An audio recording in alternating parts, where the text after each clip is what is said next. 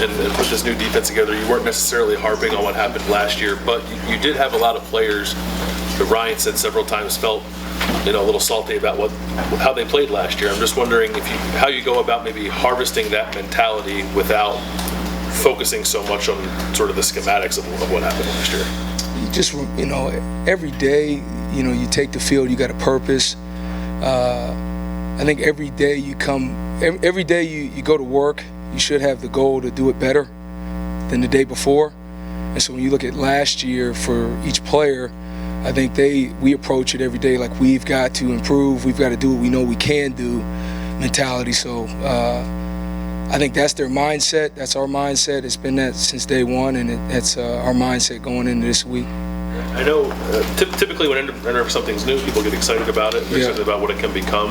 Obviously, you guys are playing well, but there seemed to be almost immediate buy-in to what you all as coaches were preaching to these players. And just wondering from your perspective why maybe you think that was the case.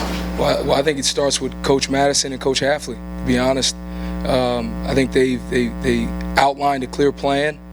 And I think as a player, the plan that we outlined, I think really competitive guys get excited about it.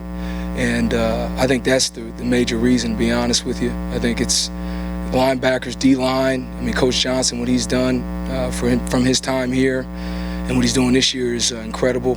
But I think the back end buy-in, the whole defense buys into the message, and they have. So if you ask me where does the credit go, I think it starts with those two, to be honest. Front row right, Tim from Letterman Row. Yeah, Al, watching Pete Werner this year compared to last year, it seems like he's not only firing, he's almost got a hair trigger in recognition.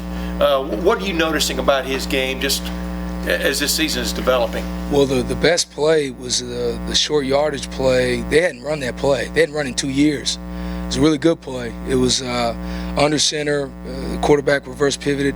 They ran an outside zone scheme, pin pull, of which they had the numerical advantage. And Pete, that play, not only did he support the run and hard joint the block, he made the play on the tackle and knocked the guy back. Because, I mean, you would think like that play, you could fall and get a yard. And credit Coach Madison, again, man, like, I think you just said the key thing was they anticipate. I think his wisdom in terms of being able to see an offense and kind of see what they're trying to do based on what their formation is helps a lot. And I think when guys know what's coming, they play faster. In other words, you can see he played last year too, in that, right? I mean, is it what you're reaping the benefit of? I think so, but I think a lot has to go into what you just said. I think the guys anticipate what's coming, but again, you take that play. They hadn't shown that. But you're hardwired, man. You play hard, and it worked out. That was a huge play. One quick thing: did they the snooker play where they got y'all for the one touchdown? Oh yeah. Was that y'all have seen a steady diet of wide screens for all year? Yeah. Was that just a play off that? And what do you reinforce with like Tough and the defense going forward?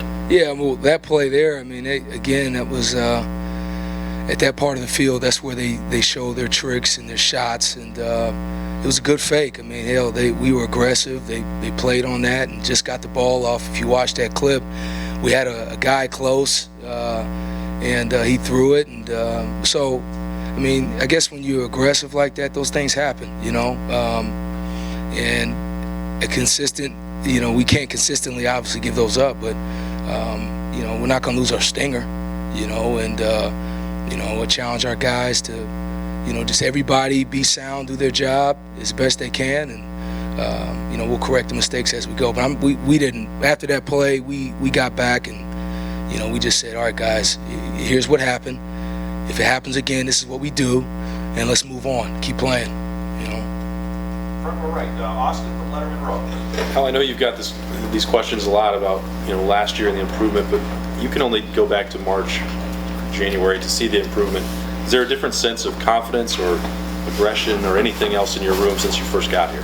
Yeah, I mean, I think our guys are starting to feel more confident, but our focus is on what we need to improve on. And so, I think our guys are really focused on, cleaning up the little things that need to be cleaned up, because as the year goes, this opponent we have coming up this week, I mean, we're going to get everybody's best shot. And so the whole goal is at the end of the year, you're playing your best football. The only way you do that is you incrementally get better and you focus on what you need to improve on. So I think our guys are feeling confident, but they also, like today's practice is going to be you ain't going to feel good. You got new plays in, you're going against a new opponent, and we're physically going to challenge them, and emotionally they got to be into it. So I think they feel confident, but they know the work that needs to be done. I think that's their focus. Talk about some of those little things. What are you emphasizing with them at this point? Just stance, eyes, just for me, hand placement, all these little things that when you play really, really good teams, really good players, just think on one-on-one, you're going against someone who has equal talent or better talent, your technique's going to be the equalizer. And I think as players, that's why the little things, like when Coach Hafley talks about your footwork has to be accurate so you don't lose a step. Coach Johnson talks about his hand placement so that you can get inside leverage, so you can get off the block that much sooner to make the play.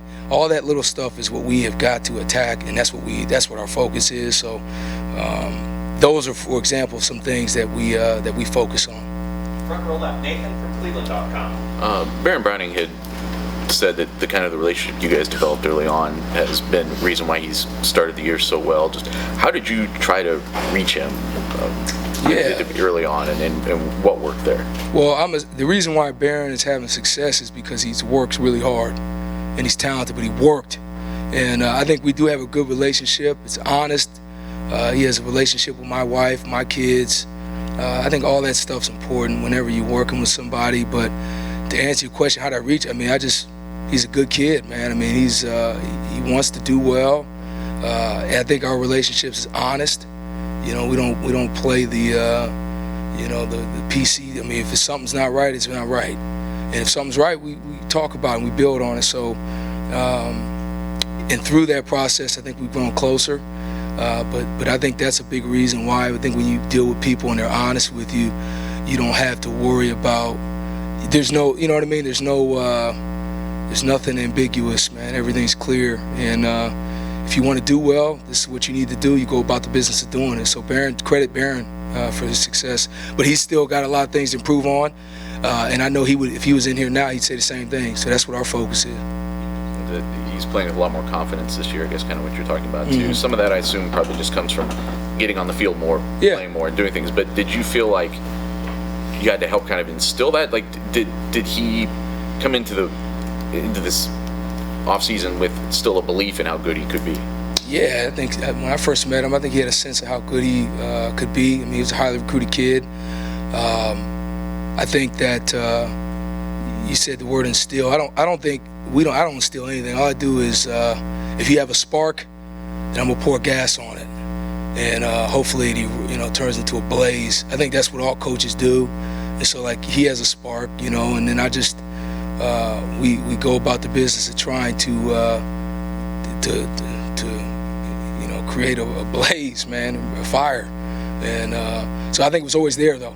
I think it was always there, and I think it's still there now. So I think that's confidence comes from that, for sure. Front row right, Bill from the Dispatch. Malik Harrison's one of these guys that, as well as he's played, he's still somehow is under the radar. What are your impressions of just how good a player he is and what makes him special? Well, I think Malik has a chance to be one of the best in the country. I think and I'll tell him that, there's no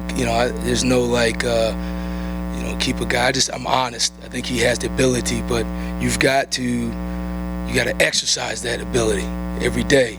And so, like you said, he's under the radar. I really can't speak to that, but I do know that he, every game he's in there, he's got to make his play, speak for itself. He has to give that much effort, and really it just comes down to effort. And he's done that. He's given great effort, and I think if he does that, everything else will take care of itself. I think he's very talented. I think he's very bright.